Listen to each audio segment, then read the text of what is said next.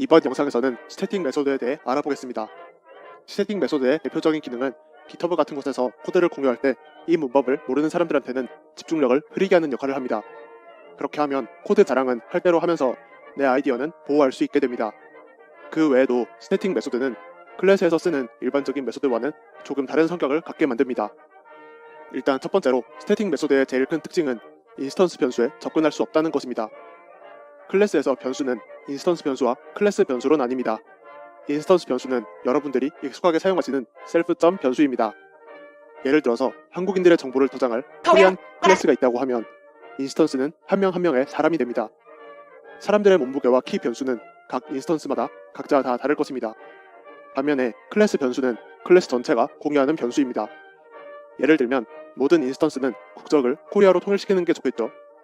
클래스 변수는 클래스가 선언될 때 정해지는데요. 인스턴스에서 접근할 수도 있고 클래스 이름으로 접근할 수도 있습니다.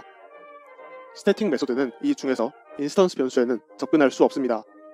만약에 코리안 클래스 안에서 키를 변경하는 함수를 만든다고 생각해 볼게요. 바뀔 키 값을 인자로 받아서 self.height는 height처럼 쓰면 되죠.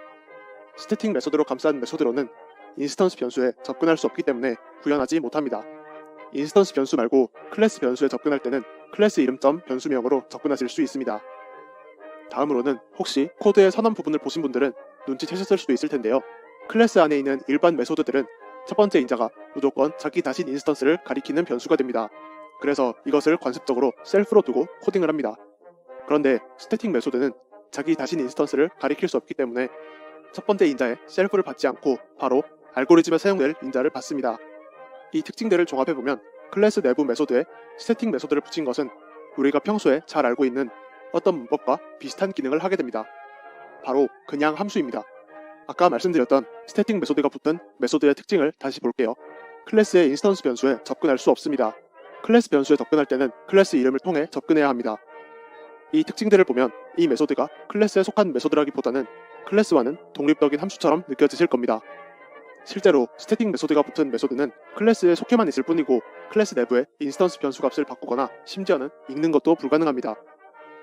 그러면 그냥 함수로 선언하면 될 것을 왜 굳이 클래스 안에 이런 기능이 있을까요?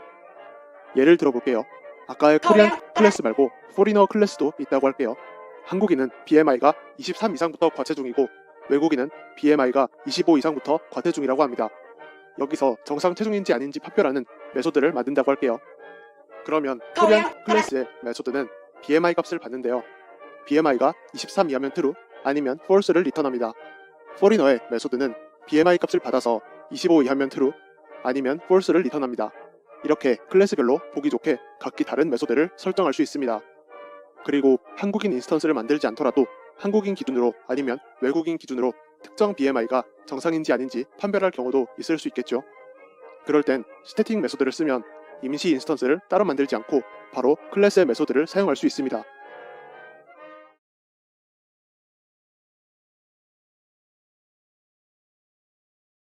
정리하면 스태틱 메소드로 감싼 메소드는 클래스에 속해 있으면서도 그냥 함수랑 같은 문법이라고 생각하시면 됩니다. 클래스 내부의 어떤 요소를 직접 사용할 필요는 없는데 그 클래스와 관련된 연산을 수행하고 싶을 때 이 문법을 사용하게 됩니다. 감사합니다.